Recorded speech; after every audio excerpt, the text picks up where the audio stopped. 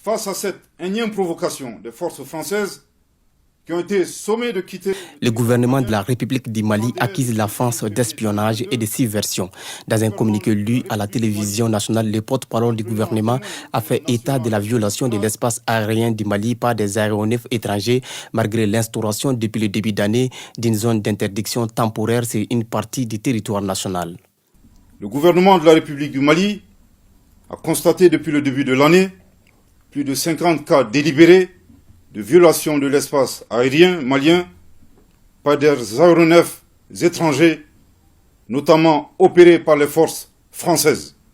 Selon le gouvernement du Mali, ces violations de l'espace aérien du pays s'expliquent sous plusieurs formes qui sont, entre autres, les refus d'obtempérer suite aux instructions des services de contrôle aérien, les falsifications des documents de vol ou les atterrissages d'hélicoptères dans les localités hors aérodrome sans autorisation préalable.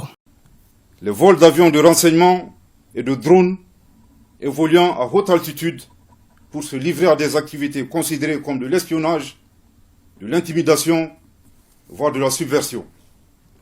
L'un des cas les plus récents a été la présence illégale d'un drone des forces françaises le 20 avril 2022 au-dessus de la base de Gossi.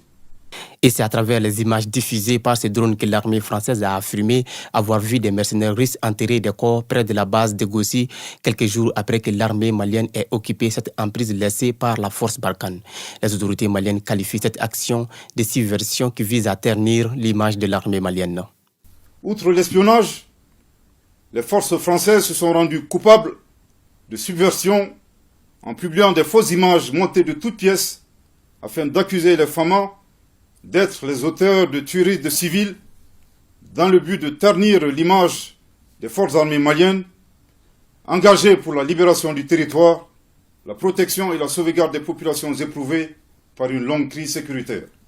Le gouvernement du Mali, tout en prenant à témoin l'opinion nationale et internationale, condamne fermement cette attitude des autorités françaises et les invite de nouveau à respecter la souveraineté du Mali. Pour l'instant, les autorités françaises n'ont pas réagi après ce communiqué du gouvernement du Mali.